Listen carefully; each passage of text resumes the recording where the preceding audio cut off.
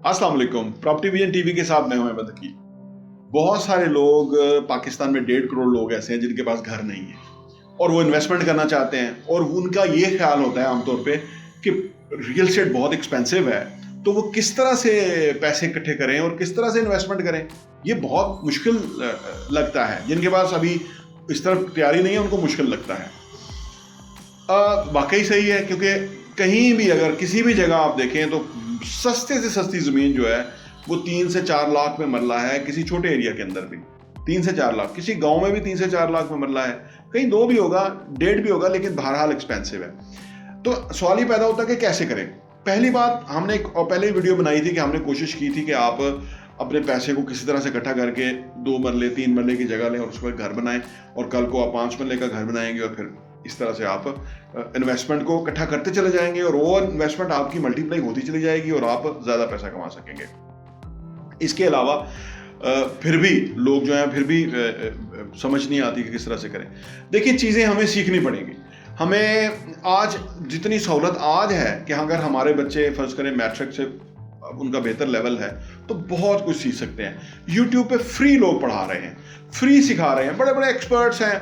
मैं खुद भी लर्न करता रहता हूँ और बहुत सारी चीज़ें लर्न करता हूँ। जैसे मैं स्टॉक एक्सचेंज के बारे में खुद भी लर्न कर रहा हूँ, लेकिन मैंने जो समझ आई है मुझे स्टॉक एक्सचेंज के बारे में वो ये है कि प्रॉपर्टी में इन्वेस्ट करने के लिए ना आपको 2 से 3 लाख रुपया पर मरला चीज़ खरीदनी होगी, और कम से कम आप सोचिए कि 6 से 10 लाख रुपए आपके पास हो तो 3 मरले का प्लॉट आप ले सकेंगे, या आप 2 मरले का लेना चाहते हैं तो 4 लाख से लेके 6 लाख या 8 लाख रुपए आपके पास होगा तो ले सकेंगे। अदरवाइज अगर आप डाउन पेमेंट भी लेते हैं, कुछ ऐसी सोसाइटी हैं कि जो बहुत ही अट्रैक्टिव नज़र आएंगी आपको, लेकिन वहाँ आपका घर बनेगा नहीं। वो उनके जो प्लान्स हैं, उन्होंने जितनी फाइलें बेची हुई हैं, जितने उनके मार्केटिंग कंपनियां काम कर रही हैं, जितने लोग अपने इंटरेस्ट के लिए काम कर रहे हैं, आधा से ज़्यादा उनको फ़ायदा है। जो डाउन पेमेंट आप देंगे आधी वो ले जाते हैं।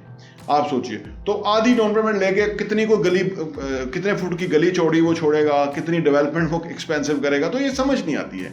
तो मैं इसलिए ये जो सोसाइटी है मैं इनको रिकमेंड नहीं करता अनफॉर्चुनेटली। लेकिन कोई अगर अच्छी है, अगर आपको समझ आती है तो वो सही है। लेकिन मैं जो अभी की बात बताने जा रहा हूँ वो ये है कि स्टॉक एक्सचेंज मैं भी सीख रहा हूँ। सीखने की चीज़ है, बड़ी आसान है, बड़ी सिंपल है। स्टॉक एक्सचेंज का बिजनेस किस तरह से है कि बहुत सारी कंपनियां अपने आईपीओ लेके आते हैं। आईपीओ उसको कहते हैं कि जो उन्होंने स्टॉक के अंदर लोगों को ऑफर करते हैं कि आप अपनी इन्वेस्टमेंट उसमें कीजिए, और इन्वेस्टमेंट आप 20 रुपए से लेके फिर जितना आपके पास पैसा है पर शेयर आप खरीद सकते हैं, और जो शेयर आपने सस्ते लिए होते हैं वो कुछ अर्से बाद महंगे भी होते जाते हैं और आप बेच भी सकते हैं। इस तरह से आप सालाना 15 से 20% प्रॉफिट कमा सकते हैं।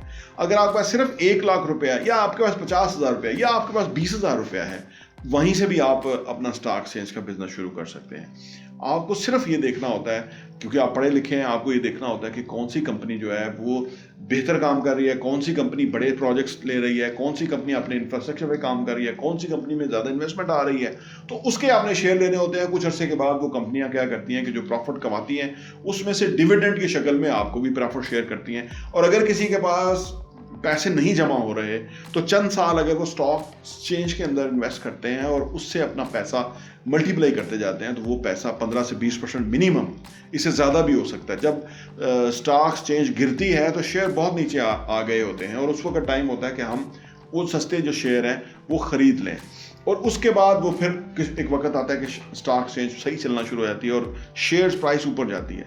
एक तो इससे हमें फ़ायदा होता है, दूसरा वो जो सालाना बेनिफिट देते हैं, फ़ायदा देते हैं, उसमें भी फ़ायदा होता है। तो जिन लोगों की छोटी, जिनके पास इन्वेस्टमेंट है और वो 2 मरले की जगह भी नहीं ले सकते, वो अपने पैसे को अगर बैंक में रखेंगे तो डीवैल्यू होता रहेगा, किसी और जगह लगाएंगे तो खर्च हो जाएगा। अगर वो स्टॉक एक्सचेंज में इन्वेस्टमेंट कर दें तो इससे उनको फ़ायदा ये होगा कि इन्वेस्टमेंट का बिजनेस समझ आता रहेगा कि स्टॉक्स में, वैसे प्रॉपर्टी में भी तकरीबन 15 से 20 से 25% सालाना फ़ायदा होता है अगर आप इन्वेस्टमेंट करते हैं, तो स्टॉक एक्सचेंज में भी इतना ही फ़ायदा होता है। यानी फ़ायदा दोनों तरफ एक है। लेकिन एडवांटेज ये है कि स्टॉक एक्सचेंज में थोड़े पैसे के साथ आप, या कोई स्टूडेंट्स हैं तो अपने तालीम के साथ साथ अगर उनके पास थोड़ा पैसा है तो वो उसमें इन्वेस्ट करते रहें। अगर वो 5,000, 10,000, 20,000 महीना कमा रहे होंगे तो अपने कंफर्ट में बैठ के वो कमा रहे होंगे, उनको इतना बड़ा उसमें जाना नहीं पड़ेगा।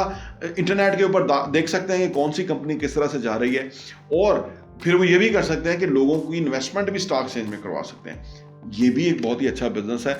और जब पैसा आपका रीजनेबली इतना हो जाए कि उसमें से 2 मरले या 3 मरले का प्लॉट या घर आ सकता हो, तो वो पैसा वहाँ से सारा आप उठा के रियल एस्टेट में ले आ सकते हैं और वहाँ से आप अपना शुरू कर सकते हैं। इन्वेस्टमेंट का काम समझने का है, चाहे वो स्टॉक एक्सचेंज हो, चाहे वो कमोडिटीज़ हो, चाहे वो रियल एस्टेट हो, चाहे वो किसी तरह गोल्ड में कर रहे हो, किसी में भी, पेट्रोल जो उसके अंदर, ऑयल के अंदर इन्वेस्टमेंट लोग करते हैं। हर जगह इन्वेस्टमेंट को समझना पड़ता है कि इन्वेस्टमेंट कैसे ग्रो होती है, कैसे पैसा जो है वो मल्टीप्लाई होता है, और ये बहुत बड़ी साइंस है। और जो स्टूडेंट्स हैं अगर ये समझ जाएंगे तो उनको क्या फ़ायदा होगा कि इतनी बड़ी उनकी लंबी आगे ज़िंदगी पड़ी हुई है, तो फिर सारी ज़िंदगी एक बिज़नेस समझने और सीखने की वजह से जब उनके पास लाखों करोड़ों रुपए आएगा तो वो उस बिज़नेस में मज़ीद पैसा कमा सकते हैं और अपने लिए और अपनी फैमिली के लिए खुशहाली अर्न कर सकते हैं।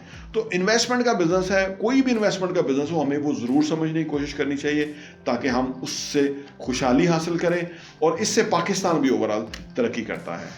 बहुत बहुत शुक्रिया।